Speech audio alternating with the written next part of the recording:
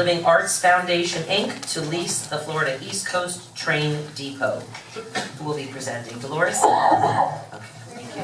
For the record, Dolores Key, Economic Development Manager. This was the response for 12-13-208, the development of the historic FEC Train Depot to an arts center.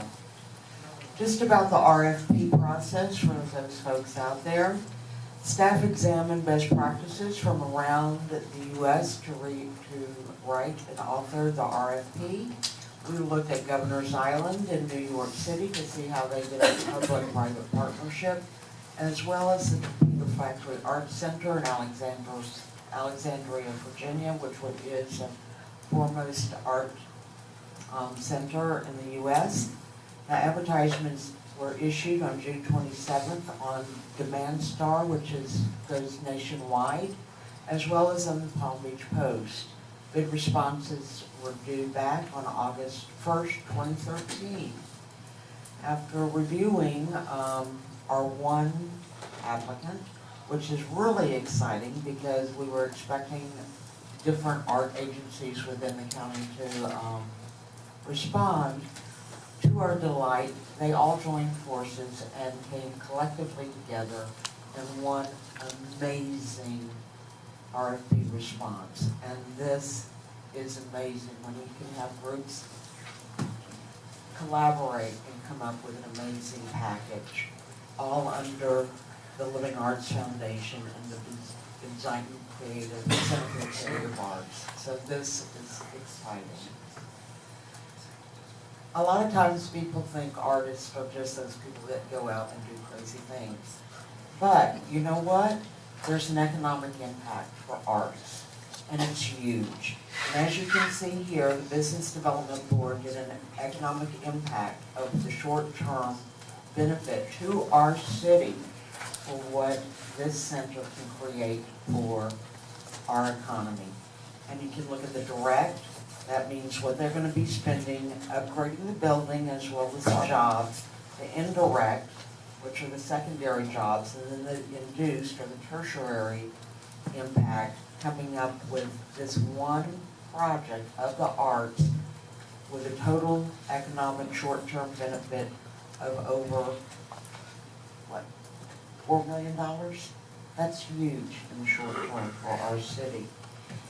Then, when you look at the long-term economic impact, year after year after year, you can look at, this is calculation method for the arts.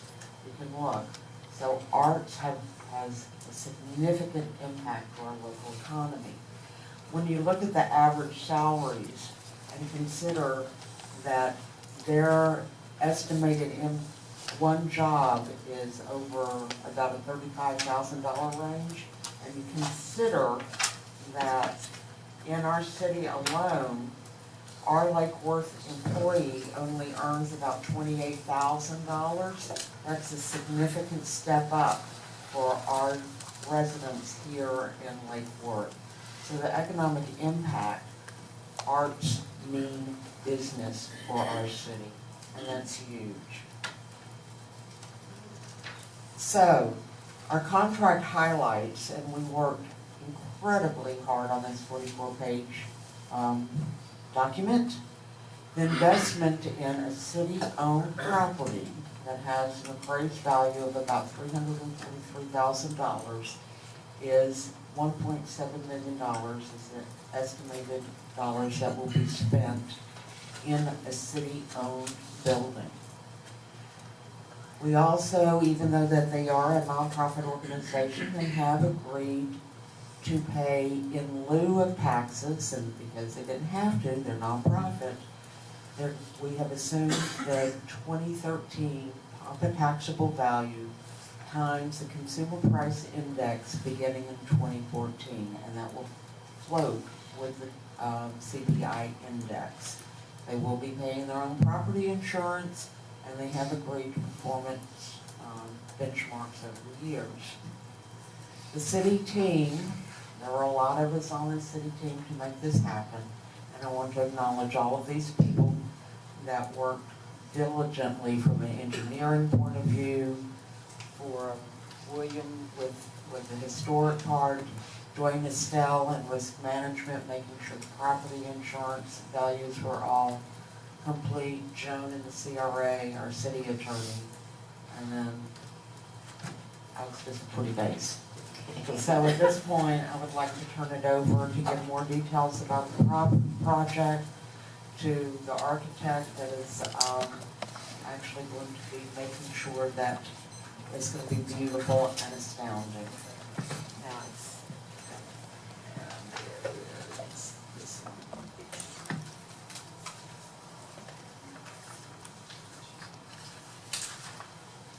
Thanks, Commission, Mayor. Before I start, I would like to acknowledge city staff who have put in inordinate time and effort to make this project take as far as it has. Not a really easy project to put together, and it's really taken a step beyond. We're happy to announce what we think is really one of the most important projects in South Florida.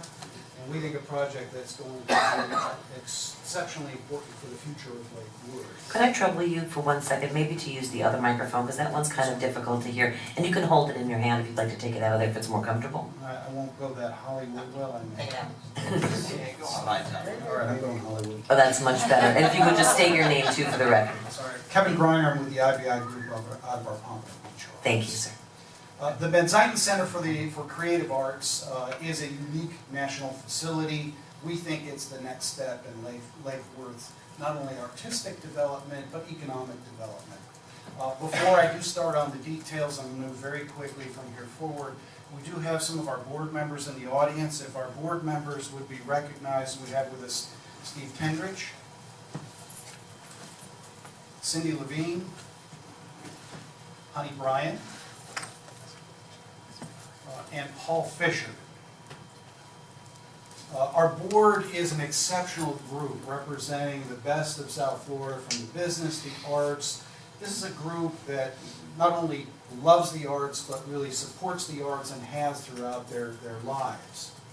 Our founder, the founder of Living Arts Foundation, Joanne Burkow. Joanne, this is really Joanne's singular vision. She's been working on this now for almost 8 years, achieving the vision of an arts facility. Like her counterparts, Joanne has been dedicated her life to support the arts as a gallery owner, an artist producing her own work, and as a real mentor for other artists. So she's devoted her life. This really is an expression of everything she's done for the last 40 years. The development team includes the IBI group. We are actually a multinational corporation. One of our unique specialties is community development projects, particularly those with interesting themes and challenging financing. Also, a major part of our team is Charlotte Pelton Associates, leading fundraising, philanthropic, and finance group with extensive clients throughout Palm Beach County and now South Florida. So we have an exceptionally strong team putting the project together. The mission of the Living Arts Foundation is to support the professional development of mature and emerging artists, support the creation of innovative new artistic work, and critically support meaningful, lifelong public participation in the arts, its educational component, and leverage the arts to rebuild communities.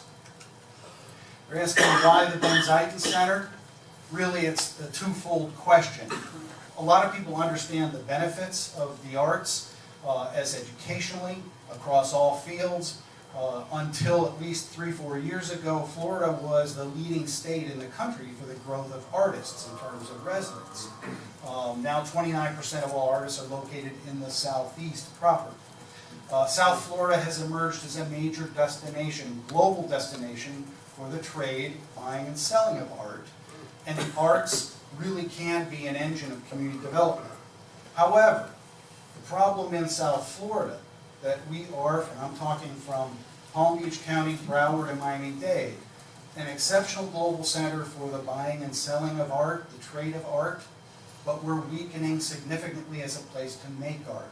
So if we're not a place that supports artists and the making of art and only the selling of art, then what is South Florida? And this is the central mission of the Living Arts Foundation. It's a lack of dedicated professional facilities throughout South Florida to support high-grade, high-quality art production. High living costs make it difficult on artists, and high working costs with studio rents as well have made it a difficult environment to produce art. That's really the main mission. So what Joanne conceived and her vision for the Van Zuyten Center is a world-class production facility for artists, support services for artists, including development of their production craft and science. A lot of science goes into this. Supporting new artwork, engaging the public, really educating the public in how hard it is just to make high-quality pieces of art, because if that's lost, well then appreciation of art is lost, and provide a platform for economic redevelopment. The core working elements of the Van Zuyten Center are 3 production facilities. The Van Zuyten Glassworks Studio, the Van Zuyten Metalworks Studio, which is bronze casting, finishing, sculpture finishing, and the Van Zuyten Ceramics Studio. These together really do make it a uniquely national facility. There really is nothing like it in the rest of the country, especially when you consider all of the other activities that would be happening there. Sorry, these get flipped the wrong way. We are proposing redevelopment of the train depot.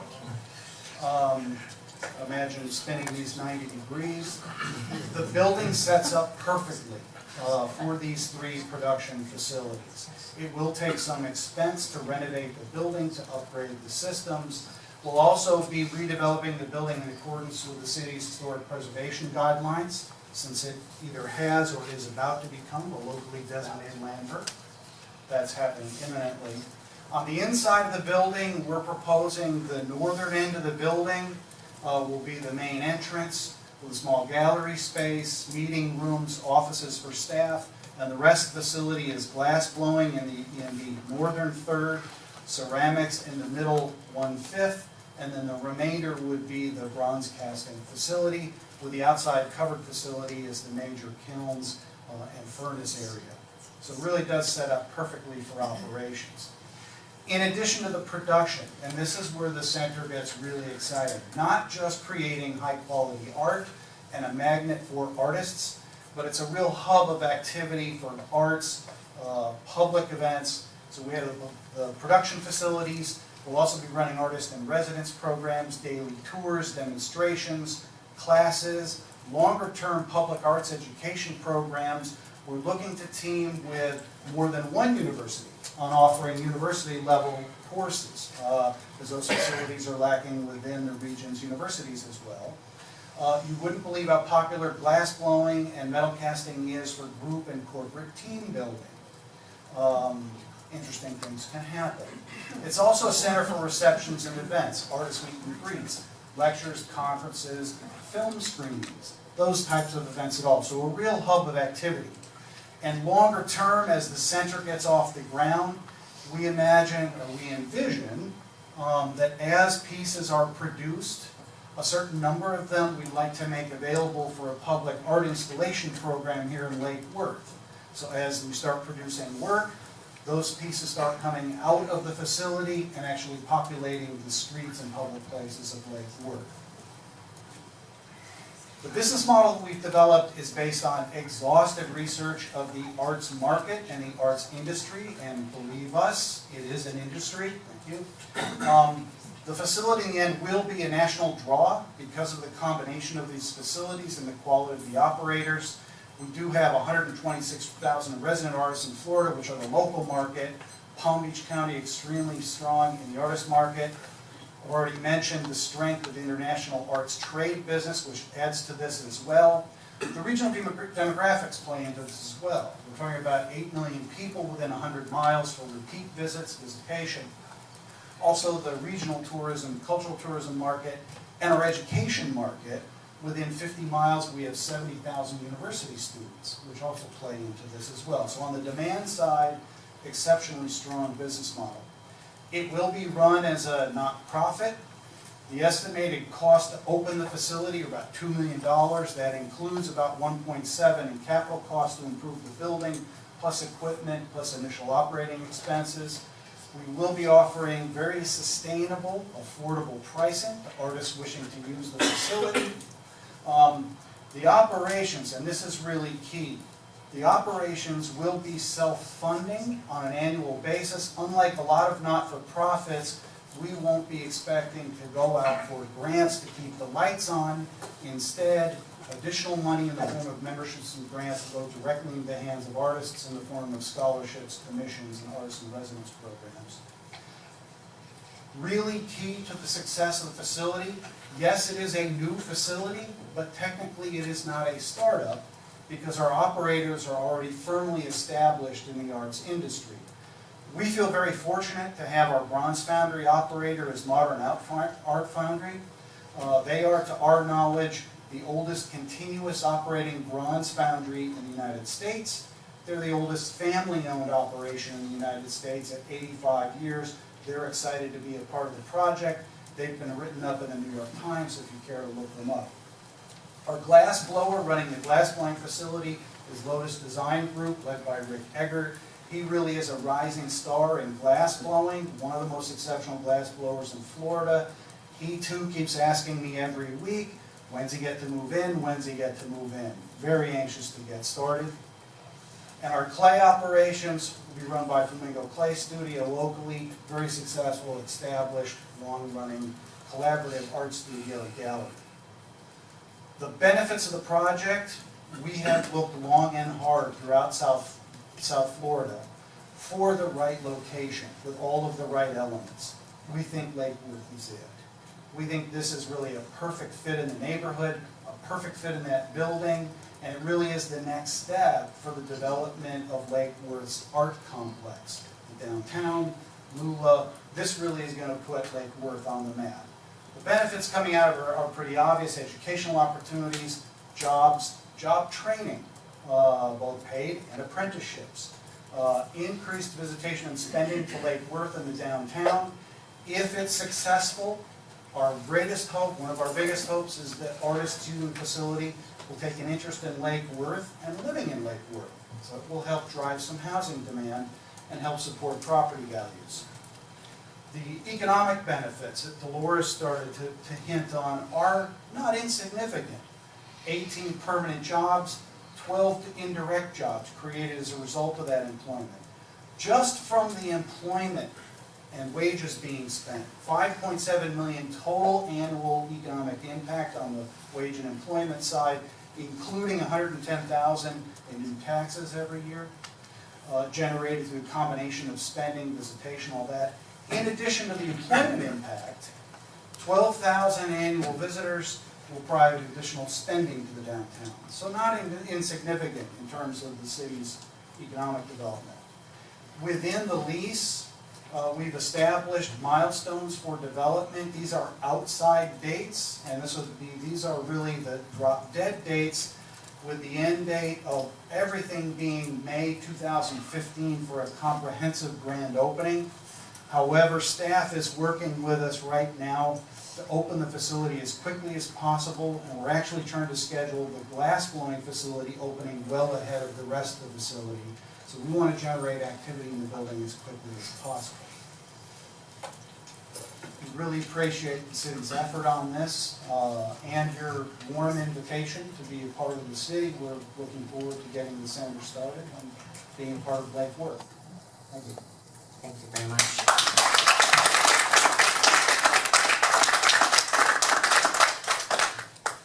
Commission questions? Commissioner Zerdy? Where's the closest foundry to this to our location here? Other foundry? The closest foundry, the closest foundry that even comes close in terms of size, Sanford. There's really no other, and even that's a little bit smaller, and that's actually a commercial facility. They do architectural pieces, doorknobs, gates, those kinds of things. Their main business is trophies. So there really isn't a comparable facility. The only other, there may be two other small shops, but they're really individual artists and they're not equipped to really handle other artists. They Well, produce their own work rephrase it, where do artists that do this kind of work, where do they send it now? out of state. Out of state? They go to New York, they go to New Mexico. Anything bigger than a few feet in size has to go out of state right now. I'm pretty familiar with the New Mexico one. But also I saw a note in there about somebody associated to Dale Chihuli's operation. One of my favorite.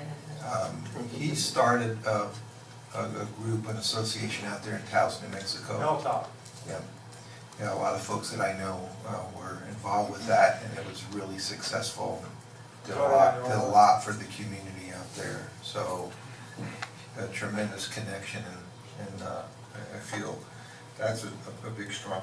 And I might disagree with you say when if things happen. I'm just thinking how much success this will have. So I would be very much for this. I think the things that you're saying on adaptive reuse there, William, right? This is a really good fit for this structure. If it's not improved in this manner, I really don't know what other use. It might have to wait around a long time for something else on the tracks, let's so to speak, to move ahead. So I think this is going to be a tremendous catalyst for us over there, and I would support it 100%. Commissioner Mercer? I think we've all met with the design representative, so all my questions were answered, and I'd like to just make a motion to approve. Do I have a second? Second? Thank you. Yes. Any other additional comments from our commissioners? before we go to I was wondering if you could go back through the plans. Where? Which part?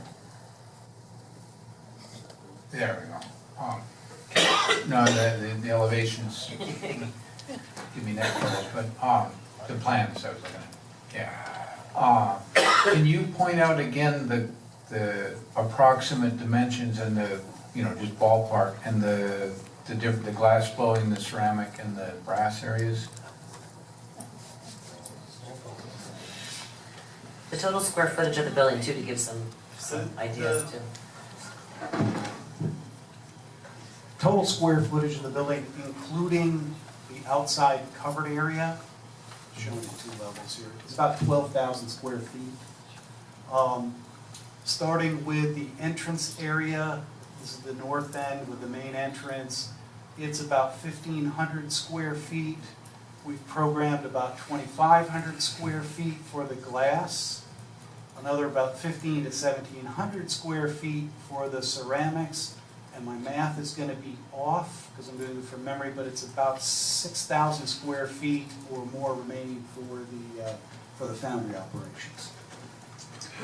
And about how does, for the foundry part of it, about how does that compare with the, I think their name was Modern something, how does that compare with their facilities where they are? 6,000 to 8,000 square feet is a good mid-size, mid to a little bit upper size art foundry. Modern operates a 10,000 square foot facility, but it's in Astoria, Queens, and they're paying much higher real estate. So 10,000 square feet to about 12 is a real healthy size art foundry. They normally run fairly small, 5,000 to 6,000 square feet. So this is just a little bit bigger than that.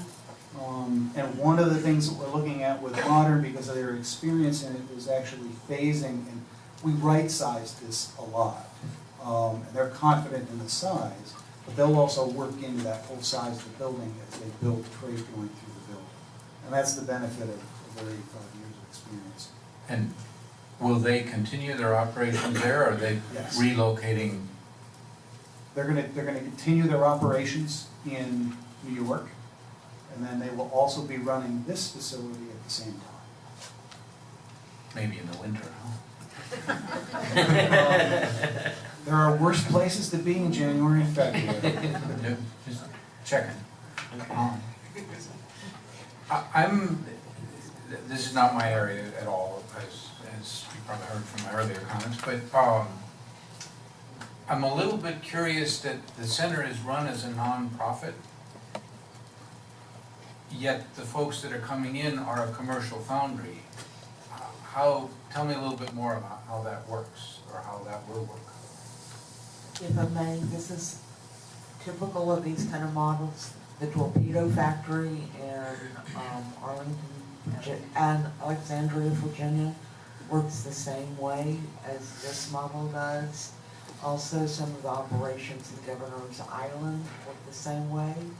I can't honestly tell you all the legalities of it, but that's the same type of models that those institutions have used.